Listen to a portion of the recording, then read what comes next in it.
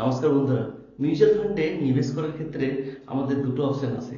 একটা হচ্ছে regular plan, একটা হচ্ছে ডাইরেক্ট প্ল্যান। আমরা হয়তো অল্প বিস্তর সবাই জানি যে ডাইরেক্ট প্ল্যানে নিবেশ করলে রিটার্ন কিছুটা বেশি আসে, কিন্তু সেই রিটার্নটা কতটা বেশি আসে, কেন বা আসে, আজকে সেই বিষয়ে জানবো। বন্ধুরা, মিউচুয়াল ফান্ডে নিবেশ করার ক্ষেত্রে আমাদের একটা টার্ম খুব ভালোভাবে জানতে হবে, সেটা হচ্ছে ইআর বা এক্সপেন্স রেশিও। যখন কোনো ফান্ড হাউসে আমরা নিবেশ করি, তখন তারা একটা অ্যানুয়াল চার্জ কাটে। সেটা হচ্ছে তাদের ম্যানেজমেন্ট কস্ট, অপারেটিং কস্ট, তাদের অফিস এক্সপেন্স কস্ট, সব মিলিয়ে সেটা একটা পূর্ব নির্ধারণ করা থাকে। সেটা 0.5 থেকে 2%-এর মধ্যে অ্যানুয়ালি সেই চার্জটা কাটতে থাকে। এটা আগে থেকে নির্ধারণ করা হয়ে থাকে। এমন নয় যে আপনার হঠাৎ করে এক্সপেন্স রেশিও বাড়িয়ে দিল, সেটা হয় না। এবার ধরুন আপনি কোনো ফান্ডের মধ্যে 1,000 টাকা রাখছেন, আপনার ক্ষেত্রে এক্সপেন্স রেশিওটা কিভাবে কাটবে? আচ্ছা, তার আগে বলে রাখি, এই যে এক্সপেন্স রেশিওটা বছরে ক্যালকুলেশন হয়, কিন্তু কাটতে থাকে আপনার পার ডে হিসাবে। সেটা কিভাবে? ধরুন আপনি কোনো ফান্ডে নিবেশ করছেন, সেটাতে 2% এক্সপেন্স রেশিও কাটবে। আপনি ধরুন 1,000 টাকা করে পার মান্থ নিবেশ করছেন।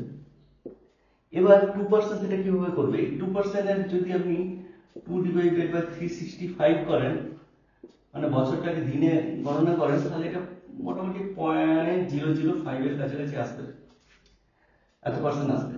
এবার 1,000-কে যদি 1,000-কে যদি আপনি 0.005% করেন, তাহলে সেটা 5 পয়সার কাছাকাছি এলো। এই 5 পয়সা করে প্রত্যেক দিন আপনার অ্যাকাউন্ট থেকে কাটা হবে, তারপর নিবেশ করানো হবে।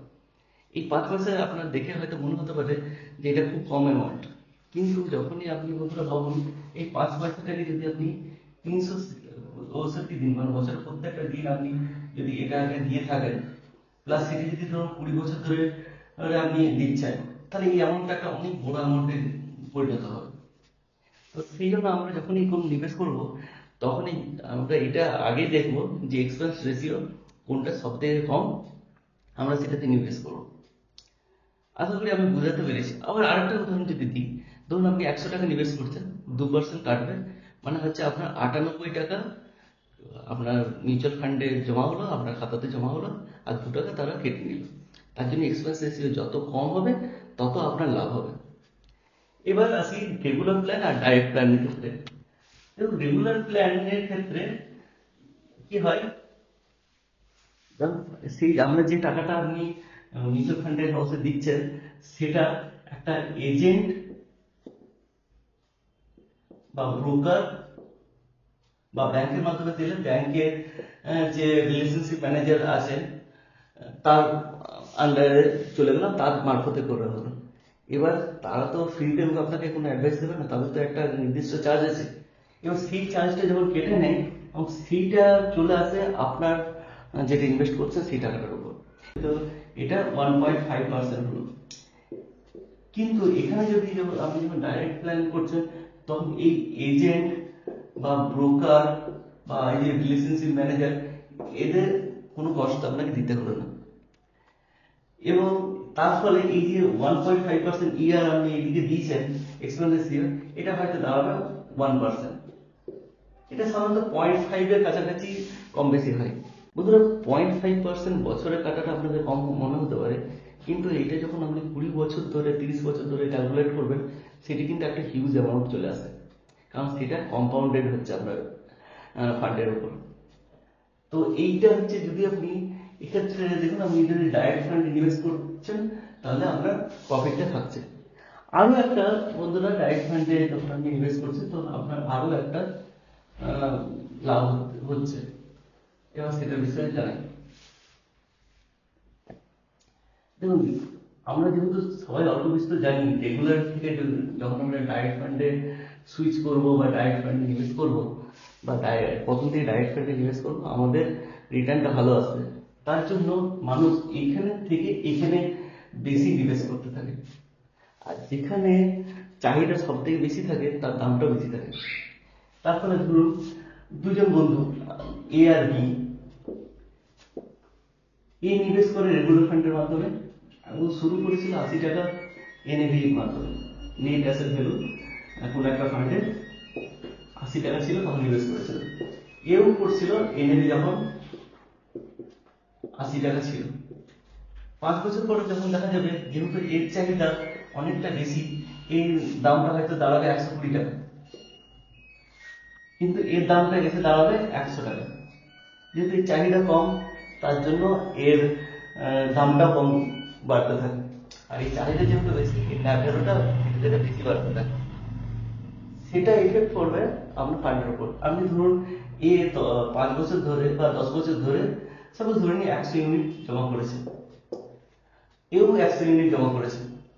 যখন সে রিটার্ন নেওয়ার সময় আসবে, এ পাবে 100 × 100, মানে হচ্ছে এর অ্যামাউন্টটা দাঁড়াবে 10,000 রুপিস, আর এর অ্যামাউন্টটা দাঁড়াবে 100 × 120, মানে হচ্ছে 12,000 রুপিস। তবে এই দুই উপায়ে আমরা বেনিফিট পেতে পারি রেগুলার ফান্ডের থেকে, যদি ডাইরেক্ট ফান্ডে আমরা সুইচ করি বা ডাইরেক্ট ফান্ডে নিবেশ করি। চলুন বন্ধুরা, এবারে আমরা কম্পিউটারে দেখি যে বিভিন্ন ফান্ডে যখন আমরা নিবেশ করব, তখন আমাদের বেনিফিটটা কতটা বেশি আসতে পারে এবং সেটা কিভাবে কম্পাউন্ডিং হয়। চলুন বন্ধুরা, আমরা এবার কম্পিউটার স্ক্রিনে চলে এসেছি, যেখানে আমরা তুলনা করে দেখব ডাইরেক্ট এবং রেগুলার মিউচুয়াল ফান্ডে কীরকম রিটার্নের ডিফারেন্স আসে। ধরে নিন আমরা একটা ফান্ড চুজ করলাম। এখানে প্রথমে আছে Mirae asset large cap fund. এটাতে যদি আমরা নিবেশ করি, প্রতি মাসে ধরুন আমাদের কাছে 5,000 রুপিস করে যদি নিবেশ করতে থাকি, আশা করি যে রিটার্নটা 15% ধরে নিই প্রথম কেসটির ক্ষেত্রে। আমরা সবাই অল্প বিস্তর জানি যে মিউচুয়াল ফান্ডে আমরা যদি নিবেশ করি, তাহলে 10 থেকে 20-30% পর্যন্ত আমাদের রিটার্ন পাওয়ার সম্ভাবনা হয়ে থাকে। এবার ধরুন টাইম পিরিয়ড আমরা 20 বছরের জন্য নিবেশ করছি প্রথম কেসটির ক্ষেত্রে। তাহলে দেখুন রেগুলার ফান্ডে যদি আপনি রাখেন, তাহলে 57 lakhs 45,653 রুপিস রেগুলার ফান্ডে আসছে। এটা আপনার ডাইরেক্টে 66 লাখের উপর আমরা ডাইরেক্ট ফান্ড থেকে রিটার্ন আপনি পেতে পাচ্ছেন। এক্সট্রা কত পাচ্ছেন? প্রায় 9 লাখের কাছাকাছি আপনি এক্সট্রা রিটার্ন পাচ্ছেন। তাহলে এক্সট্রা যদি পার্সেন্টেজ হিসাবে সেটাকে দেখা হয়, তাহলে 60%, 16% বেশি হয়ে যাচ্ছে। এবার আমরা অন্য একটা ফান্ডের ক্ষেত্রে দেখি। ধরে নিন SBI ব্লু চিপ ফান্ডের ক্ষেত্রে দেখছি। এবার এখানে আমি ধরে নিচ্ছি রিটার্ন পার্সেন্টেজ একটু কম, 12%। টাইম পিরিয়ডটাকেও একটু কম করে দিই, ধরুন 15 ইয়ারের জন্য করছি। এক্ষেত্রে দেখুন আপনি এত কম করা সত্ত্বেও দেখুন এখানেও রিটার্নের ডিফারেন্স হয়েছে। রেগুলারে করলে যেটা আপনার হচ্ছে 21,95,000, সেটাই ডাইরেক্ট করলে 23,79,000 হয়ে যাচ্ছে। এক্সট্রা প্রায় 2 লাখ টাকার কাছাকাছি আপনি এক্সট্রা পেচ্ছেন, যেটা হচ্ছে এক্সট্রা ইনকাম। এক্সট্রা রিটার্নটা যদি পার্সেন্টেজে করেন, তাহলে 9% চলে আসছে। আমরা অন্য একটা কেসের ক্ষেত্রে দেখছি, আমরা মান্থলি ইনভেস্টমেন্ট 5,000 টাকে একটু বাড়িয়ে দিচ্ছি, ধরুন 10,000 করে দিচ্ছি, এবং এক্সপেক্টেড রিটার্নটাও বেশি করছি আরও। প্রথম দুটো কেসের ক্ষেত্রে কম করেছিলাম, এখানে ক্ষেত্রে ধরে নিন 20% করে আমরা রিটার্ন আশা করছি। টাইম পিরিয়ডটাকেও 20 করে দিচ্ছি। এক্ষেত্রে দেখুন, আচ্ছা ব্লু চিপ এই ফান্ডটাকেও চেঞ্জ করে কোনো ELSS ফান্ডে করছি, মীরা অ্যাসেট ELSS ফান্ডে যদি রাখি, দেখুন রেগুলারের ক্ষেত্রে আপনি কত টাকা পাচ্ছেন? 2 crore 22 2 crore 2,29,217, যেটা আপনি ডাইরেক্টে পেয়ে যাচ্ছেন 2 crore 47 lakh। এটা 45 lakh ज़्यादा বন্ধুরা। এটা অনেকটাই বেশি, এবং এক্সট্রা আপনি 23% রিটার্ন পেয়ে যাচ্ছেন। এটা কী জন্য হলো জানেন বন্ধুরা? আমরা এখানে রিটার্ন রেটটা একটু বেশি ধরেছি, টাইম পিরিয়ডটা বেশি ধরছি। টাইম পিরিয়ড আপনি যত বেশি করবেন, এই যে ধরুন এই যে 23% দেখছেন আপনি এক্সট্রা রিটার্ন পাচ্ছেন, যখনই আপনি টাইম পিরিয়ডটা একটু বাড়িয়ে দিচ্ছেন, তখন এই রিটার্ন রেটটা দেখুন কত বেশিভাবে বেড়ে যাচ্ছে। তো টাইম পিরিয়ড জানবেন ইনভেস্টিংয়ের ক্ষেত্রে একটা কম্পাউন্ডিংভাবে যেহেতু কাজ করে, এটা যত বেশি সময়ের জন্য আপনি নিবেশ করবেন, তত ভালো রিটার্ন আপনি রোজগার করতে পারবেন। বন্ধুরা, আমার এই ভিডিও এখানেই শেষ করছি। যদি ভিডিও ভালো লাগে, আর অবশ্যই লাইক করবেন, সাবস্ক্রাইব করবেন আর কমেন্ট সেকশনে জানাবেন যে নেক্সট ভিডিওটা কিসের উপর করলে ভালো হয়। নমস্কার।